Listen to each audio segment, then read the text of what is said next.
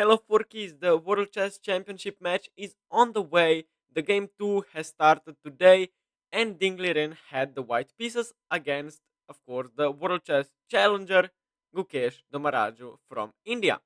Yesterday, Gukesh had the white pieces, but he unfortunately lost against Ding in a very complicated game in the French defense. But now Ding gets to play with the white pieces for the first time in this championship, and we'll see how good is actually his form at the moment. So let's see what happened in the second game. So as I mentioned earlier, Ding has the white pieces for the first time in this match, and he decided to play pawn to e4. I know this is not that huge, but Ding likes to play pawn to d4 actually for the first move of the game.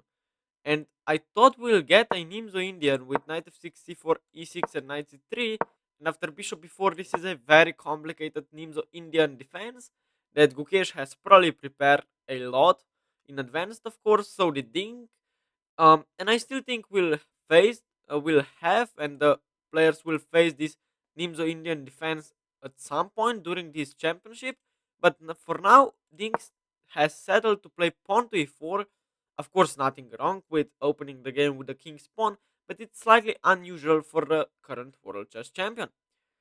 So I thought Gukesh will play pawn to c5, the Sicilian defense, the very sharp Sicilian defense, which after would get a very sharp position after the opening. But no, Gukesh decided to play pawn to e5 here actually. Nothing wrong with it either. This will just be a solid game. So of course we get knight f3 attacking the e5 pawn and knight c6 defending the e5 pawn. Now Ding has implemented his way of playing. He doesn't play the ruler pass with the bishop with the move bishop b5. He doesn't play d4. He doesn't play, I don't know, c3 here, but he plays the very solid Italian opening Italian game as you wish. So bishop c4, of course, the idea is to develop bishop, try to castle, and fight for this diagonal. Usually this bishop will be very good, and white will try to expand in the center as soon as possible. Now Gukesh played bishop c5. This is one of the two moves. You can play either bishop c5 here or knight to f6. It doesn't quite matter. So Gukesh decided to play bishop c5, and of course, also if you play knight f6 here, perhaps you are allowing the fried liver attack here. It's not that great, and I think we have never faced it in the World Chess Championship match, but still bishop c5 was played. And now the main line is to play pawn to c3 here, which after knight f6 you can play either d3 or to just expand it in the center with d4 and then play e5. Ding didn't do it. Ding played slowly with pawn to d3. He has no intention of playing d4 as early as move 5, and he will just be solid with c3, maybe bishop e3, knight d2, and simply castles. Now knight f6 was played. Of course, nothing special with this move either. Now Ding will play c3 and he will castle, but he plays knight to c3. And knight to c3 is actually the four knights game in a way. Of course, the four knights starts with e4, e5, knight f3, knight c6, but then you don't play bishop c4, you play knight c3, and your opponent goes with knight c6. This is the very, I mean, probably we all have played this opening when we're like 500 kilo. Um, but now the difference is that now you cannot play bishop c4. You could, but you are worse after knight takes, and d5, forking the two pieces. So Ding, instead of playing the four knights right away, he chose to play d3, knight f6, and now knight c3. And we have the Italian game with both horses out. Of course, there is nothing wrong with this move or with this plan here, but c3 here was just slightly better, and it's the most comfortable way white can play this. After, let's say, castles, d6 and h3 here, black can play a5, gaining some space and stopping before. But after something like rook e1, let's say rook e8, doesn't quite matter, knight bd2, bishop e6 here. Of course, now you can play bishop b5, rotating the bishop, you will get the knight to g3. This is the plans, the meta of today's grandmasters is to play pawn to c3 here. But okay, played 93. A6 was played after some minutes of thought by Gukesh Dommaraju. And they, yeah, both start with 2 hours. They don't get any time increment until move 40. And when they reach move 40, then they get bonus 30 minutes. And every move they gain 30 seconds of time increment. It's kind of weird, not the everyday tournament is played like this. But yes, Dink was prepared. He played a4 in 10 seconds, which is slightly weird. I mean, it prevents the idea of to play b5, maybe bishop b7 by black. And of course, gaining some space on the queen side is always nice in the Italian game. And also, 92 c3 and b4 is not out of the question, but still. Now d6 was played. It was the top engine move by black. He spent some time here as well. And after d6, castles was chose by Dink. He's still in his prep, otherwise he wouldn't surprise us with this knight c3 idea. And now h6, because bishop g5 here was also a move. And if we look back to this, castling was the best by the computer as well. Playing bishop g5 is a very interesting move here. Why? Well, now I'm threatening knight d5. And you have to play h6 here. Otherwise, if you play a random move like castles, I think you are simply lost after 95. You cannot really. I mean, after takes, bishop h6, this looks just horrendous for black. Opening up the king like this, you would just lose the control over the game. So h6 here would have to be played. After, of course, bishop takes, queen takes, not ruining the pawn structure. Simply 95. Now, queen has to go to d8 if it goes anywhere else to, let's say, where can it even go? To g6. Then there is a fork. Wait, what? Not even the fork. My knight h4 rather. Queen g4 and takes, and then the fork. Because otherwise, if you do this like this, then the pawn is hanging on g2 or what? If I take here away, that's not good. King d8, I take. Queen takes on g2 and rook f1. Oh, bishop g4 drops the knight. That's the problem. Whew. Okay, doesn't matter. After d6, Ding didn't play the very obvious bishop g5. He had prepared the move castles here, and he is not spending any time, as you see on the clocks on your screen. Now, h6 was played by Gukesh, stopping bishop g5 ideas, and also maybe preparing to expand on the king side, maybe try to attack, because white has committed his king to the short side, to the king side.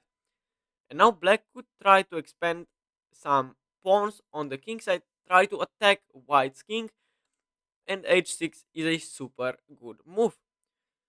Now bishop e3 was played, of course with the idea if takes, then pawn takes, and I will play d4. I have enormous center here, control over the center as well, and I have opened the f line to my rook, for my rook, and now f7 becomes pretty weak.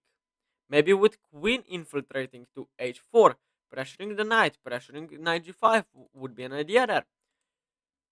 But Gukesh didn't took the bishop, he's not stupid. I mean, it would be very good move still. But he tried to be more outrageous. He played bishop e6 here after spending some time. Of course, nothing wrong with bishop e6. Nothing. I mean, it was the best move. So he needed to get some grasp on the position. It's hard to know what you're doing if you haven't played this in a while. I don't think Gukesh knew that this position very well, but he certainly wasn't like super stressed out about Dink's prep. It's just a very solid opening with very positional ideas. And now after bishop e6, we will all expect in the move 95 here. All the commentators, all the chess world, I think 95 is just a very human move. If it takes, I fork you, so you cannot do that. And if you take with the bishop here, then simply pawn takes and knight d4. I can even take here, and after bishop takes, I could take, and then I have a pretty solid position, nothing special. Maybe rook e1, and then king f8 would be forced after rook e1 check, and king f8. The position is still slightly better for white, nothing special. The computer is on a low depth here is not it simply cannot be plus zero point 0.7, but that would be the way to play this position. But after bishop e6, Ding spent some time, which was no, he didn't spend time, excuse me, but he surprised us all with the move pawn to a5 here. And look at the computer, it's saying minus zero point 0.5. Why? Because of bishop takes on c4, of course. Now pawn takes back, and now the top engine move. The only move that gives an edge to black is not to take the pawn, to take the bishop. Now it's back to equal. After takes, I mean, you have damage to your pawn structure. You will play b3, queen e1. You will have the attack maybe. Um, but the move here, Dink missed, was the move bishop before. After bishop before, excuse me, but I think black is better here. Firstly, he is attacking a5. Second of all, he's threatening to take here and then take the pawn. And if nothing happens like h3, you're just lost after takes, and knight takes. You have the triple pawns. You are down a pawn. The a5 is very weak. You can resign here basically, especially if you're playing against Gukesh Dommaraju. So this didn't happen. But if bishop before would happen, then knight d5 is the best move. And after knight takes on e4, what's your compensation here? Of course, after c3 you cannot take the pawn. If you do, I simply play. I can play many things, but queen e2 is the best, pressuring and defending the pawn. Maybe threatening to play b4. Yes, queen e2 threatens if nothing happens. If like castles, I'm threatening b4. And if here I'm just gonna take you with the bishop and then pick up the knight here. So this would win the game basically. But after bishop before knight d4, and knight takes here, the other way to play the position is to take here, but that's simply very bad. Now the knights are active. Gukesh is up a pawn. That's the truth. Um, and now there is an idea when you see the knight on e4 and on b4 to play the move queen e1 here, with an idea to pressure both knights, but simply knight takes on c2 wins the game for black.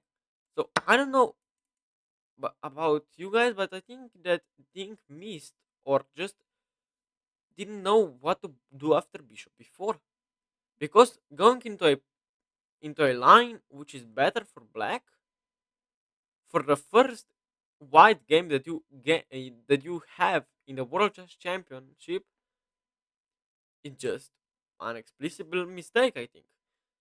And bishop before was missed by Gukesh on Ding's luck. It was missed by Gukesh. Actually, it wasn't missed. Of course, Gukesh saw bishop before, but he just thought that the move castles here makes more sense. And the move castles actually, I think, offers a draw. After bishop takes and d takes, which was of course the only move for Ding. Now, if you don't do that, what do you do? Knight d5, I take you. If you play knight a4, I take you and then take here. If rook e1, I guess rook e1 is also fine. But now bishop b4 with a pin happens, so even rook e1 is just bad. I don't know. Gukesh, I think, saw bishop before, but decided to castle first and then play bishop before, but simply takes. And after takes, I think the position is okay for Ding, especially now that the queens will get traded off the board. Um, of course, Ding didn't took the queen, allowing the rooks to get active for Gukesh. He rather played the move b3, consolidating his queen side. He has damaged pawn structure, but so does Gukesh. Nothing special. He just decided to defend c4 with the move pawn to b3. Um, so yes, now Gukesh took Ding's queen, and after rook f takes on d1, of course you cannot take with this rook. Really, I mean, I guess you could, but a5 is slightly now hanging. Maybe yes, c5 hangs there, so maybe that wouldn't be the best. But he simply took with the f rook. Now Rook a8 was played, and now I think there was one move that kept the game going for Ding here. And the move was 91.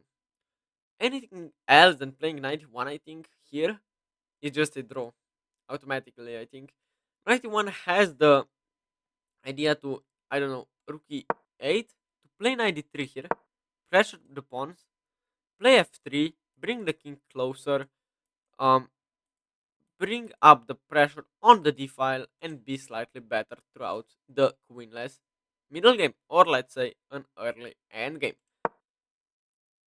But Ning played the move rook dc1. I mean, excuse me, what is this? I was told that my rooks need to stay on the open files so that they can be active. And of course, I know the idea of Ding's move. The idea of Ding's move is that after 94, the c2 pawn is no longer attacked, and now he can choose not to trade the knights. After 91, now the c2 is defended with the rook as well. But if you do here something else like 91, then this move happens, I think, and then you can't play 93 because knight takes on c2. I mean, you could, but black is better because he has a very active knight. It will go back and it will attack b3. I mean, it's still probably just a draw, but nothing special. So rook c1 was played. I get it, but nothing special still. But after 94, 91 was played, which I think is very good. And look at the time. Dink has only spent like 30 minutes in the whole game, and Gukesh is down to 1 hour. Um, but yes, nothing special. Now rook d6 was played. King f1, g6. I mean, you could play g5 here. The computer indicates that's a good move. So not allowing f4 to be played by white at any point, and also giving the king some loot. And then maybe the idea is to get the knight to f4, play f5 himself, and black's position is looking pretty good with g5. But no, Guki decided to play this slowly because he lost the first game. Of course, you don't want to overpress in the next game. You're feeling kind of down. You don't know what the best move is in the position. You don't know the position. You were surprised in the opening. So I get it. You want to make a quick draw with black pieces. And that's totally fine. I get it. Now rook d1 was played, going back and forth. I mean, with your rook, that just indicates a draw. And the position is 0, all zeros. It is equal. Now rook fd8, of course, pressuring down the d line. But there is no knight jump. That would be scary here because the rook is defended on d1. And now f3 was played, very logical move, defending e4 and maybe preparing the move knight to d5 here. Now king d7, king f2, and h5 was played. And after h5, they are the both guys are down to 40 minutes. Nothing special. The position is equal. But I still think that after 92, Gukesh has some chances. After 92, I mean, you don't take here because then this endgame is of course completely equal. No one can lose this. Especially when they have 40 minutes on the clock. 97 defending all the weaknesses. 93 will be nothing. And yes, bringing the king closer. This will just end in a draw by repetition probably. But 97 was there, being very solid with your pawns and then trying to play f5, let's say. Now if I do, what can I do? If takes, I think you just take with the c pawn and play c5 and you're much better, I think. I guess 93, now you cannot really play f5 here, I think. I mean, you can, but after rook e1, I'm trying to take, and this pawn will hang. Not the best position ever, and it's still a draw. So Gukesh decided to play knight c6, and think offered a draw virtually. Knight c3, and now if Gukesh will repeat the position twice, it will be a draw. And so it happens. After knight c3, now if Gukesh plays the move knight to d4, it's officially a threefold repetition. Do you think Gukesh did it? Of course he did, and the game ended in a draw. But I think here, instead of repeating so many times for ring, you could also play the move pawn to h4 here. And a lot of people, a lot of good chess grandmasters thought h4 will be played, with an idea to maybe stop expansion of black, maybe be solid, maybe play rook c1 and then knight d3, pressure the pawns, maybe play g3 and f5, excuse me, f4. The position would be interesting. It's still equal though. And yes, the position was repeated 3 times. That means the draw was made, and both guys went down with a half of point. That's logical, but Ding missed a chance to kind of fulfill his duty to fight with the white pieces. And usually, when you have the white pieces, you are trying to win. You are trying to outplay your opponent. But I mean, if we look at the opening once again, very quickly, it was just a very solid game. And I mean, I cannot say that 93 is a move to be to be to try to win the game. 93 doesn't look like to me like a move that is trying to win the game for Ning. I get it. You're winning. You're very stressed out. This is the second game of the World Chess Championship. But playing this 93 here is just on the highest level of chess. This is actually an offer to it to draw, and Black cannot really deny, or Black cannot really refuse to take that draw, which is quite bad. As we, as chess enthusiasts, as chess viewers, would like to see some fight on the board, not some quick grandmaster level draws. It's still very interesting. Some position line ideas, um, like playing bishop takes c5 here, not allowing bishop before, and then kind of trying to exploit that weak pawns, but that didn't really happen. And yes, so the game was simply a draw here, up by repetition here. I mean, what can I say? Tomorrow Gukesh has the white pieces. We'll see what will happen. Tell me in the comments below who do you think will win the whole match and what the score will be. I'm personally very um very much for Ding here. I think he deserves to win one more championship. Um, but tell me in the comments what do you think about this year's match. And make sure to check out this recap tomorrow as well. And please make sure to like and subscribe. It would really help me out. And yes, see you guys in tomorrow's recap. Bye bye.